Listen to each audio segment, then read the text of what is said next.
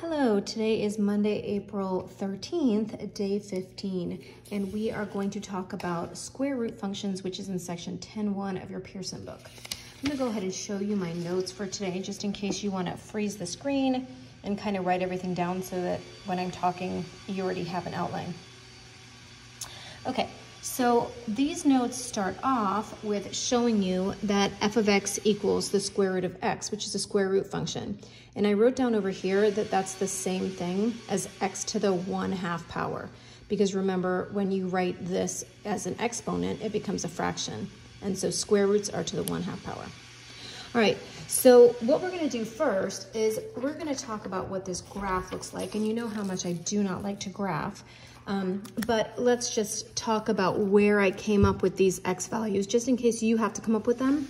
So when I look at my square root function, I can't put a negative number in here because I can't put a square root of a negative number. So the smallest number that I can input is 0. And then I just picked my perfect squares to put in so that when I square root them, I get some nice pretty numbers. So I put 1 in here, I get the square root of 0 is 0. Oh my gosh, I picked a pencil that did not work. Okay, so I get a 0, I do the square root of 1, which is 1, the square root of 4, which is 2, square root of 9 is 3, square root of 16 is 4. So when I go to graph that, can you see all that on the paper? Okay, when I go to make this graph, and so this is like the parent square root function, 0, 0, 1, 1, 4, 2, 9, and you can see that this function is going to kind of go off like this. Okay, it's going to go all the way to 9 before it hits to 3. So this is the parent square root function.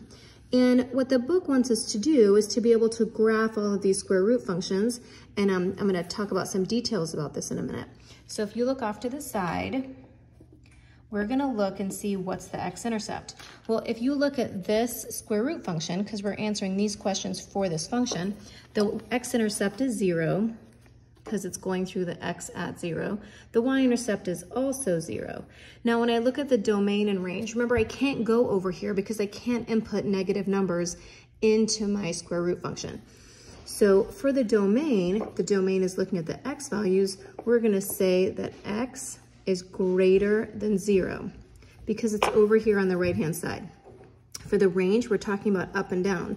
And so since this is above the 0 on the y, we're gonna say that y is greater than, whoops, I should have said equal to 0. Okay, so these are the answers for this particular function. Now what we can do is, once we have this in our mind, when we start looking at other square root functions, we can just think about some translations that take place. Remember, translations are a type of transformation. So we're talking about left and right, up and down. So for these next functions, I want you to find the x-intercept, the y-intercept, the domain, and the range, okay? All right. So if we remember back, we have g of x equals negative square root of x. Okay, so what does this negative tell us? Is it going to go up, down, left, right? It's actually a transformation because it's going to reflect. So in our minds, we think of this parent function. We're going to basically just reflect it over here. So this g of x would be this new picture. So without actually having to graph it, I can answer a whole lot of questions, okay? So if I can just picture it in my head, well, what's the x-intercept? The x-intercept is still 0 because it's still there. That hasn't moved, it's just reflected. What's the y-intercept? The y-intercept is still 0. What's the domain? Well, the domain is still greater because on the x, it's still greater. It's not going over here to the negative numbers. So we're going to say x is still greater than or equal to 0. And for the range, now instead of being above 0, I'm looking at the y. This is going to keep going this way, this way, this way, and it's going to keep going down forever. So we're going to say that y is less than or equal to 0 because it's underneath the 0 on the y. All right, so once again, I'm going to keep this parent function in my mind because then I don't have to actually plot all the points. I can just picture them in my head, kind of move them around a little bit, and I will know what the answers are. Okay, so remember what this means. This -2 on the end, what translation has taken place? It's moved down. Okay, so basically I'm going to take this parent function and I'm going to shift it down. All right. So I know roughly it's going to look something like that. Now I don't know too many specifics yet, but I can answer like right here. I know since it's shifted down, I know the y-intercept is -2. If I'm trying to find the x-intercept, well, where does it match exactly here? Well, I could copy this one because if this is shifted down to, this is shifted down to, this is shifted down to, so basically, I know that the x-intercept is going to be 4. Oh. Okay, now not everything is going to have an x or y-intercept. For instance, if this was, inverted down here, it wouldn't go through the x at all. And that's okay, that happens sometimes. So let's remember, we're looking at this one here. Let's talk about the domain and range. Well, for the domain, I'm looking at the x values. And once again, where x is 0, this entire picture is on the right side of it. So we're going to say x for the domain, x is greater than or equal to 0. And for the range, well, it's not just above the 0 now. The lowest point of this thing is -2. So we're going to say for the range that y is greater than or equal to -2 because it's above the -2 on the y. All right, so I'm going to go back and keep that picture of my parent function. And remember, if you have to graph it and you have to make your own x and y points to see it, that's okay too. But I just want to make sure that sometimes it's easier if you know your parent function, then you don't have to do that. Okay, I'm going to scoot my paper over a little bit. All right, if I look over here, well, what does this +3 tell me? This +3 tells me that this entire parabola is going to shift up 3. Well, so from here, 1, 2, 3, this is my new picture, and it's going to look roughly like that. I don't even need to know exactly where it's going to be. So my x-intercept, well, is this going to actually go through the x? It's not. So there is no x-intercept. I'd be okay if you put no solution there as well. For the y-intercept, well, this just got shifted up 3. So the y-intercept is going to be 3. The domain, so the domain, once again, I'm looking at the x-axis, and it is the right of 0 on the x. So we're going to say it's greater than, x is greater than or equal to 0. And for the range, well, now it's going to be above this line, right? It's above my 3. So we're going to say that y is greater than or equal to 3. Okay? All right, now you can try the next two on your own. And I will, you can freeze it, and then I'm going to show you the answers in right now. Okay, so for this one right here, once again, I just keep that image of the parent function, and now, remember what this means. This means it's actually shifted right 3. Remember, underneath, it's kind of like the same thing as in the parentheses, where we shift it left and right. It's the opposite to what we think. So this guy is going to be moving right 3. 1, 2, 3. So we know this picture is going to look roughly like this. This is my parent function, and this is the translation that took place. So the x-intercept, well, I took this and I moved it over 3 spots. So I know my x-intercept is 3. My y-intercept, well, it's not going to go through the y at all because it's over there like that. So I have none. My domain is going to be, so for my domain, I'm looking at my x values. Well, here at 0, it's nothing. At 1, it's nothing. At 2, it's nothing. And at 3 is where it starts. So I know it's going to be on the right of the number 3. So I'm going to say x is greater than or equal to 3. And for the range, whoops, I'm going to say that it is above 0 because the whole picture is above the 0. All right, and the last one that I wanted you guys to do, once again, if we have that parent function, it's such a big help. We don't have to regraph and do a table and plot all the points. I mean, you can, but why? So here, this is getting shifted up to 1, 2. So we know that my new function, n of x is going to be this. This is still my parent function. I'm just using it as a guide. And so my x-intercept Well, is this gonna go through the X? It's not gonna go through the X at all.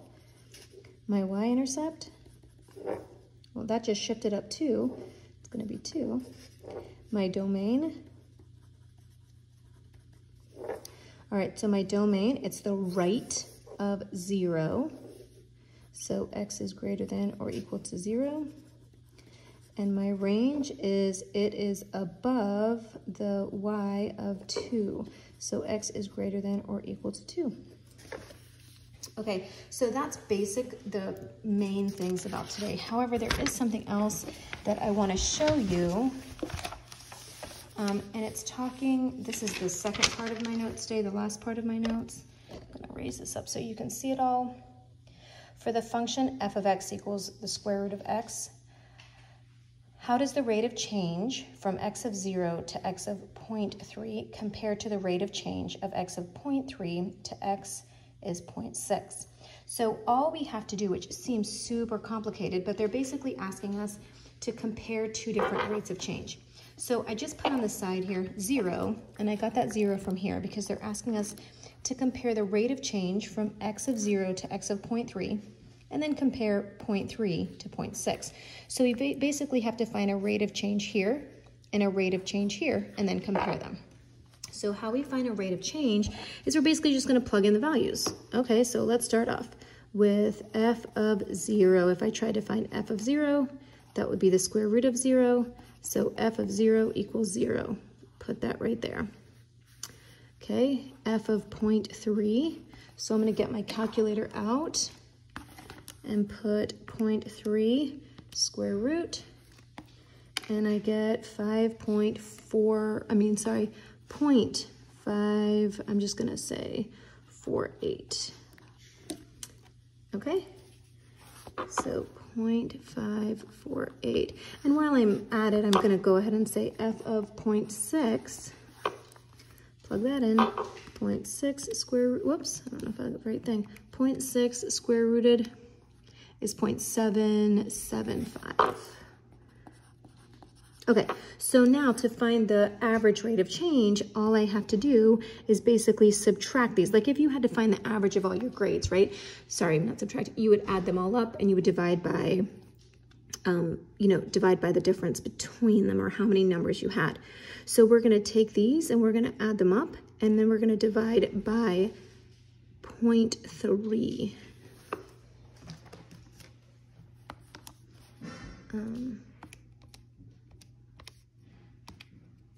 Whoops, yep.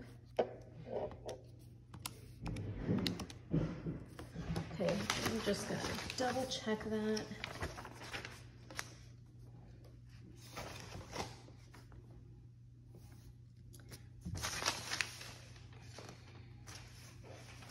Oh, sorry.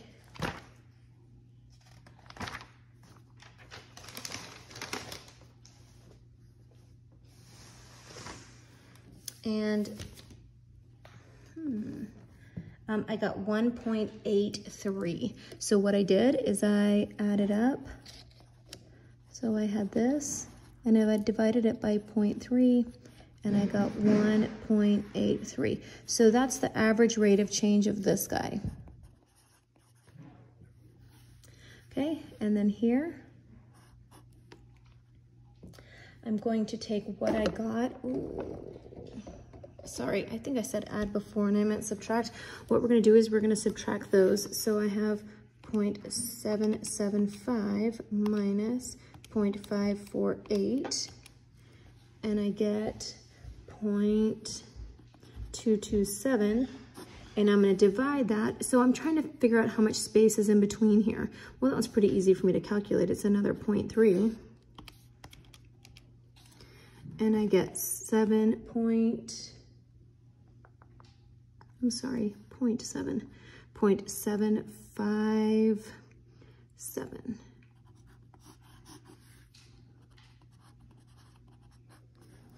So my average rate of change between these two is 1.83, and the average rate of change here is 0.757, which should kind of make sense to us because when we think about this, sorry, I didn't realize you couldn't see some of that.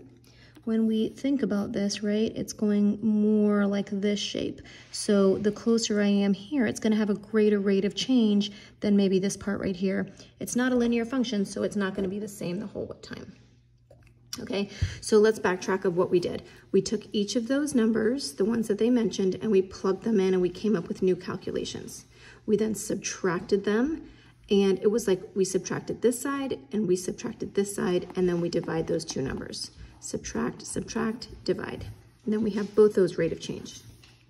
All right, this part down here, now this one, to me, it looks confusing, and so I wanted to make sure I showed you. It says for h of x, and then the square root of is 2x. Find the average rate of change over the intervals. And so remember, this is just h of 8, h of 10, and h of 12. So it's gonna be similar to what we're doing, but this question A is just saying, what's the rate of change over this interval? And then this is saying, what's the rate of change over this interval? So once again, if I plug in h of 8 into here, 8 times 2 is 16, square root of 16 is 4. And I plug in for h of 10, and I get 2 times 10 is 20. The square root of 20, 4.47.